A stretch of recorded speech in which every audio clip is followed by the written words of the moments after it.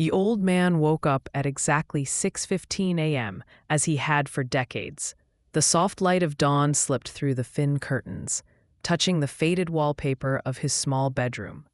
He rubbed his eyes slowly, feeling the stiffness in his joints, the quiet ache in his knees. It was nothing new, just another reminder that time, no matter how slow, moved forward. He washed his face with cold water, the splash startling him awake. He tied his worn-out shoes with deliberate care, making sure the laces were tight enough to hold him but loose enough to feel comfortable. His cane, a simple chipped wooden stick, polished smooth over years, rested by the door. Outside, the street was just beginning to wake.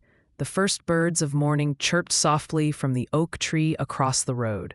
A newspaper flapped against a doorstep, held down by a small stone.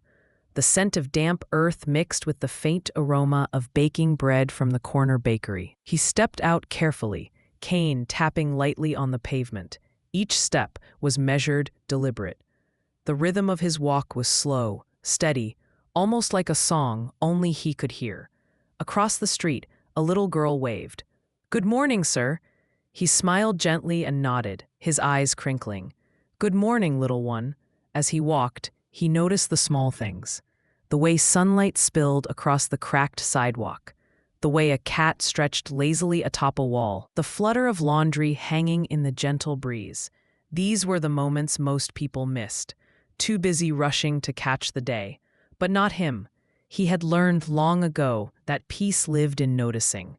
The bakery door opened and the smell of fresh bread grew stronger. The baker, a middle-aged man with flour-streaked hands, waved. "Morning, Mr. Henry." "Morning, George," the old man replied, tipping an imaginary hat. They never spoke for long, just enough to acknowledge each other, to feel connected without words. The children from the street would soon run past him, chasing balls or skipping ropes, their laughter echoing softly. He never hurried. He let them pass, watching with quiet amusement. Sometimes, one would stop and ask a question about his stick or his shoes, and he would answer with gentle patience, as if explaining the world's quiet secrets. Halfway down the street, he paused at the oak tree. Its bark was rough under his fingers, the trunk wide and sturdy, holding years of memories in its rings. He touched it lightly, remembering the children who carved their names long ago, some of them now grown, scattered across cities and countries. The tree stood as a witness to time, much like himself, and so he continued his walk, each step slow, deliberate, peaceful. Every crack in the sidewalk, every chirp of the birds, every scent of morning, all mattered, because for him, walking the same street every day was not just about moving from one end to the other. It was about seeing, feeling, remembering. It was about being alive, quietly, without rush, without expectation.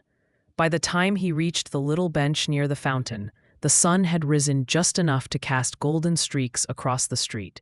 He sat down, leaning slightly on his cane, and let the world unfold around him. The water rippled gently, reflecting the soft morning light. Children's laughter carried from somewhere further down the street. Somewhere, a dog barked softly. And in that still, ordinary moment, everything felt exactly as it should.